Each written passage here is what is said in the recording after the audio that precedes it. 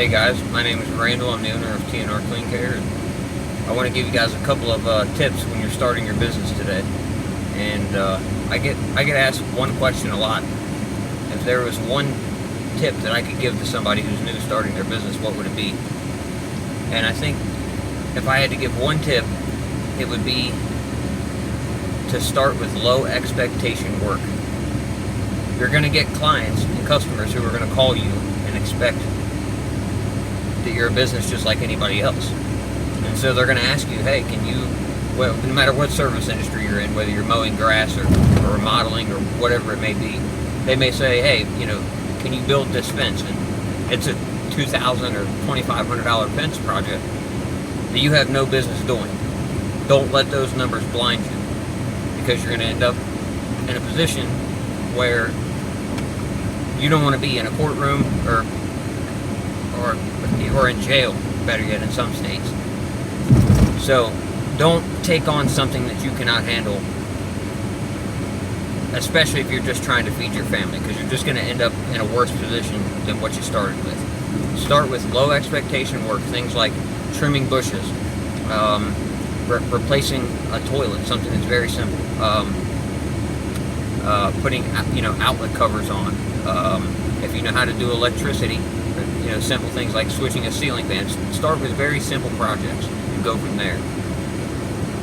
Do not take on anything large until you feel that you are ready, and until you have a nice solid contract that's going to back you up. You can end up in a lot of trouble very quickly otherwise. I think my second tip would be to get in where you fit in, because you're not going to dominate the entire town when you start, nor are you going to be the highest bidder on projects. You're going to have to go out there and you're going to have to learn how to bid projects. I burnt myself so many times, it's not even funny. And 9 times out of 10, after you go out and you do the project, usually when it's done, in your gut, you usually feel and you know what the project was worth at that point.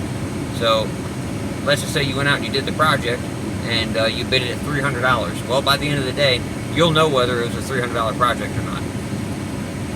If it's 3 days later, you'll know that it should have been, a several $1,000 project. But you have to live and learn and experience these things. No matter how many times somebody told me how to bid something or what principles I should use bidding, it never stuck in my brain. I had to go out there and physically estimate the jobs and then physically do the work myself and run myself ragged into the ground before I finally understood what it meant to properly estimate a job.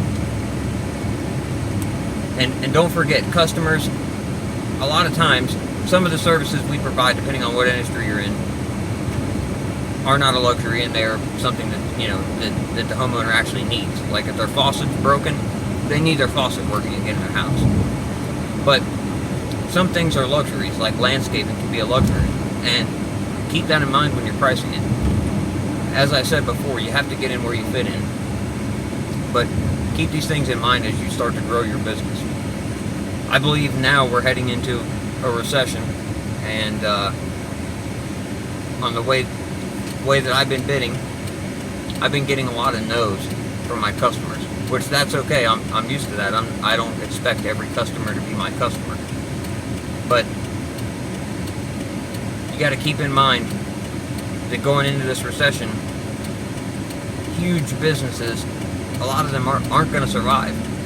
So you don't necessarily want to jump into things and just start trying to scale as fast as possible, because you're gonna end up in a really bad position.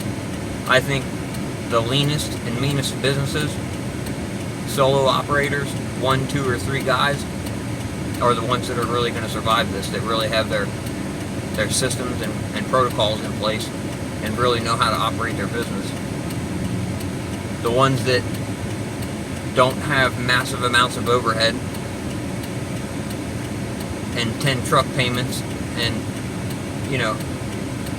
a never-ending list of bills that they're going to have to pay even when work isn't coming in.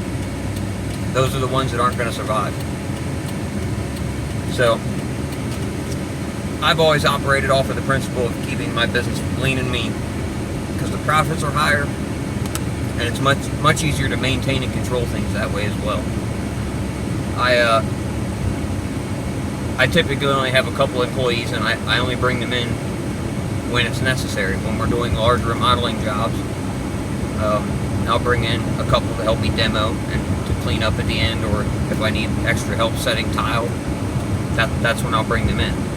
And I usually do a performance-based pay. There's sometimes I'll give a set amount, but 9 times out of 10 I pay very well, but I pay based on the work that I receive from you. So if you're going to stand around all day, then you're not going to get paid very well. So that's another point to keep in mind too when you're running your business and you grow a little bit and you do end up getting your first employee or your first helper. But to recap, I think the 2 biggest things I would tell a brand new starting business owner would be to get in where you fit in and to do low expectation work. Don't take on something massive that you have no business taking on. You will end up in a world of hurt. And if you're lucky, you'll walk away from it with a good lesson unscathed. But worst case scenario, you could be in handcuffs or in a courtroom. Some states are very, very strict on their laws. Where I live, luckily, we're a little bit more lenient. So, but that also muddies up the waters too. You got a lot of chucks and trucks, and as I call them, Joe Blows, who have no business being out here because they don't know what they're doing. And if anything, they're creating more problems than solving problems for a customer. And that's another thing. Always keep that in mind. The customer is hiring you to solve a problem for them. They are not hiring you to create more problems for them. So you really want to put yourself in their shoes and think about when you buy a product. How does it make you feel when you buy that product? Are you walking away saying, "Man, I'm glad I bought that product. This helped me out so much. I'm so glad it was money well spent." That is exactly how you want your customer to feel when you walk away from the project or job or mowing or whatever the service is that you provide. That is exactly the same experience and feeling you want your customer to have.